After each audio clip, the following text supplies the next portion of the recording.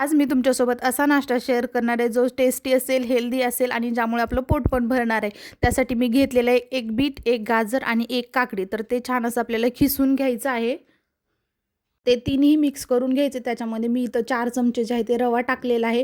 1 चमचा जे आहे ते बेसन पीठ टाकलेलं आहे. बेसन पीठ नाही टाकलं तरीही चालतं.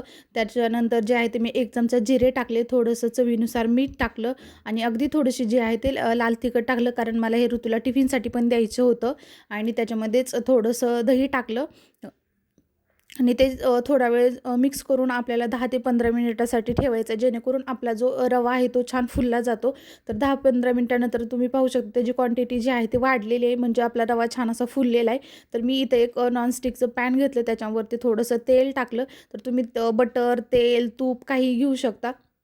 थोडंसं तेल टाकलं आणि त्याच्यावरती अशा प्रकारचे आपल्याला बॅटर टाकून छोटासा उत्तप्पा टाईप करून घ्यायचं आणि त्याच्यावरती मी थोडंसं तूप टाकलं आणि दोन्ही बाजूने आपल्याला 2 ते 3 मिनिटासाठी छान असं भाजून घ्यायचं. आणि इथं छान असा आपला उत्तप्पा तयार झालेला आहे. तर थंड झाल्यानंतर मी ऋतूसाठी टिफिनमध्ये त्याचे छोटे-छोटे तुकडे करून दिले. आणि मी जे आपलं नॉर्मल केचप असतं ते त्याच्यासाठी देत नाही. तर हे लिटल जॉयचं केचप जे आहे ते खूप छान आहे. तर मी त्याच्यासाठी अशा प्रकारे टिफिन बनवून दिला.